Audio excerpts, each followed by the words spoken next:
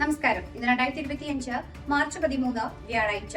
എല്ലാ UK മലയാളികൾക്കും good morning UKയുടെ morning ന്യൂസിലേക്ക് സ്വാഗതം.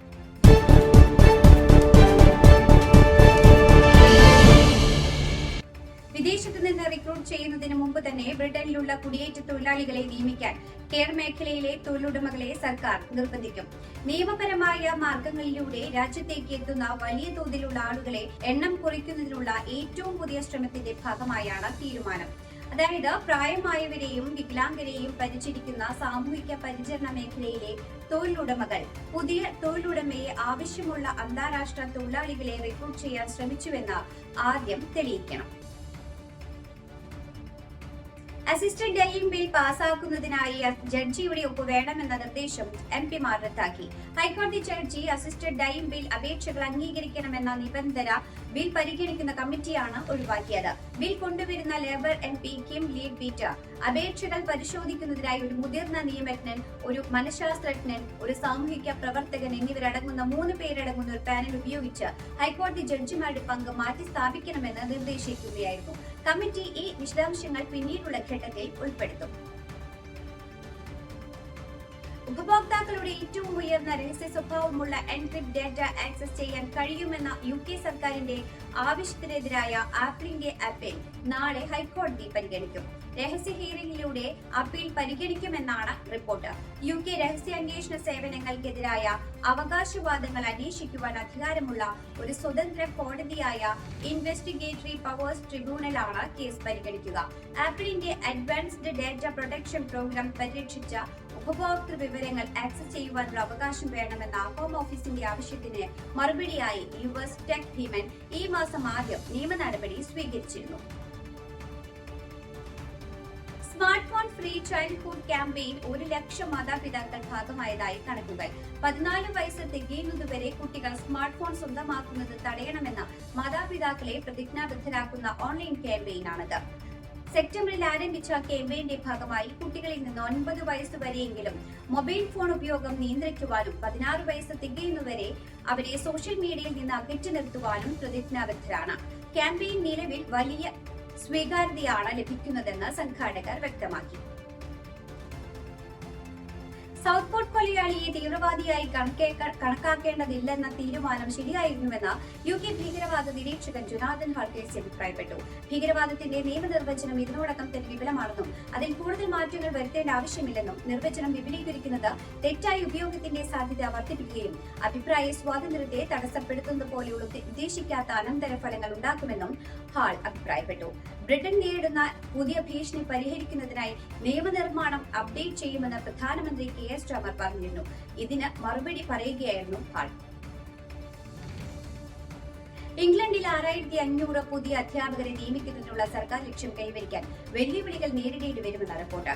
നാഷണൽ ഫൗണ്ടേഷൻ ഫോർ എഡ്യൂക്കേഷണൽ റിസർച്ചിന്റെ പുതിയ റിപ്പോർട്ട് പ്രകാരം അധ്യാപിക പരിശീലനത്തിൽ പ്രവേശനം തുടർച്ചയായി കുറവാണെന്നും ഒഴിവുള്ള പദവികൾ റെക്കോർഡ് ഉയരത്തിലാണെന്നും പറയുന്നു. ഡിപ്പാർട്ട്മെന്റ് ഫോർ എഡ്യൂക്കേഷന്റെ പുതിയ ട്രെയിനി അധ്യാപകർക്കായുള്ള ഈ വർഷത്തെ പരിശീലന റിക്രൂട്ട്മെന്റിൽ 5 സെക്കൻഡറി വിഷയങ്ങൾ മാത്രമാണ് കൈവരിച്ചതെന്നും ബാക്കി വിഷയങ്ങളിൽ ലക്ഷ്യം കൈവരിക്കാൻ സാധിച്ചിട്ടില്ലെന്നും പറയുന്നു. കൂടുതൽ ട്രെയിനി അധ്യാപകരെ കുറവുള്ള വിഷയങ്ങളിലേക്ക് നിയമിക്കുന്നതിനായി അടുത്ത വർഷത്തേക്ക് 233 മില്യൺ പൗണ്ട് നിക്ഷേപിക്കുന്നത് ഉൾപ്പെടെയുള്ള പ്രവർത്തനങ്ങൾ സർക്കാർ ആരംഭിച്ചതായി അറിയിച്ചു. പുതിയ എൻഡോമെട്രിയോസിസ് പ്രതിദിന ഗുളിക NHS-ൽ അംഗീകരിച്ചു. റെലിഗോളിക്സ് കോമ്പിനേഷൻ തെറാപ്പി എന്നറിയപ്പെടുന്ന പുതിയ ടാബ്ലറ്റിന് national institute for health and care excellence drug assessment body അംഗീകാരം നൽകി. എന്നാൽ മറ്റെല്ലാ ഓപ്ഷനുകളും പരീക്ഷിച്ച രോഗികൾക്ക് മാത്രമേ അനുമതി നൽകിയിട്ടുള്ളൂ. നിലവിലുള്ള കുത്തിവയ്പുള്ള ചികിത്സകളിൽ നിന്ന് വ്യത്യസ്തമായി വീട്ടിൽ തന്നെ ഈ ടാബ്ലറ്റ് എടുക്കാമെന്നതാണ് ഇതിന്റെ പ്രത്യേകത. UK-യിലെ 1.5 ദശലക്ഷം സ്ത്രീകളെ എൻഡോമെട്രിയോസിസ് ബാധിച്ചിട്ടുണ്ട്. ഗർഭാശയത്തിന്റെ ഉള്ളിലെ പാടയാണ് എൻഡോമെട്രിയം. ചിലപ്പോൾ ഗർഭപാത്രത്തിലല്ലാതെ മറ്റ് ശരീരഭാഗങ്ങളിൽ എൻഡോമെട്രിയം കോശങ്ങൾ വളരാം. ഈ അവസ്ഥയാണ് എൻഡോമെട്രിയോസിസ്. ആർട്ടിക്കിൽ നിന്ന് വീശുന്ന തണുത്ത കാറ്റുമൂലം UK-യിൽ താപനിലകൾ കുത്തനെ താഴ്ന്നു. ഈ ആഴ്ച മുഴുവൻ UK-യിലെ പലയിടങ്ങളിലും കനത്ത മഞ്ഞുവീഴ്ച ഉണ്ടാകുമെന്ന് മെറ്റ് ഓഫീസ് അറിയിച്ചു. സതേൺ അപ്ലാൻഡ്സ്, ഷോപ്ഷെയർ ഹിൽസ്, കോട്സ്വോൾഡ്സ് എന്നിവയുൾപ്പെടെയുള്ള പലയിടത്തും ബുധനാഴ്ച മഞ്ഞുവീഴ്ച ഉണ്ടായി.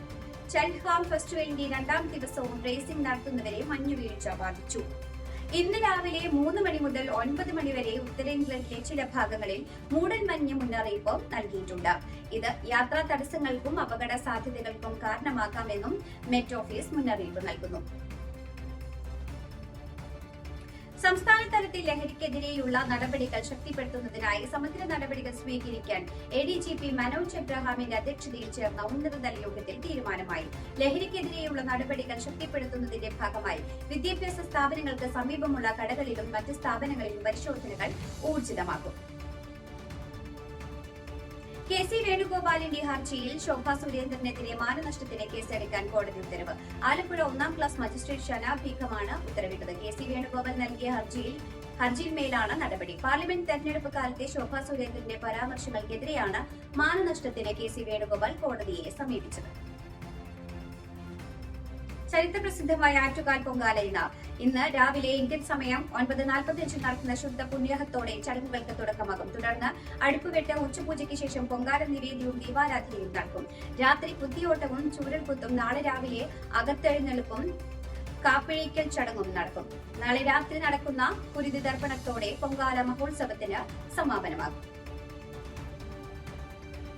ജോസഫ് മാർ ഗ്രിഗോറിയസ് മെത്രാപ്പൊലീത്തയുടെ കാത്തോലിക്ക സ്ഥാനാരോഹണ ചടങ്ങുകൾ ഈ മാസം 25-ന് ലെബനനിൽ നടക്കും. ചടങ്ങിൽ കേരളത്തെ പ്രതിനിധീകരിച്ച് സംസ്ഥാന സർക്കാരിന്റെ ഔദ്യോഗിക പ്രതിനിധി സംഘം ലെബനനിലെത്തും. വ്യവസായ മന്ത്രി P. രാജീവിന്റെ നേതൃത്വത്തിലുള്ള സംഘത്തിൽ MLA-മാരായ PV ശ്രീനജൻ, ET ടൈസൺ, അനൂപ് ജേക്കബ്, എൽദോസ് കുന്നപ്പള്ളി, ജോബ് മൈക്കൽ, വ്യവസായ വകുപ്പ് principal secretary APM Muhammad Hanish എന്നിവരുണ്ട്.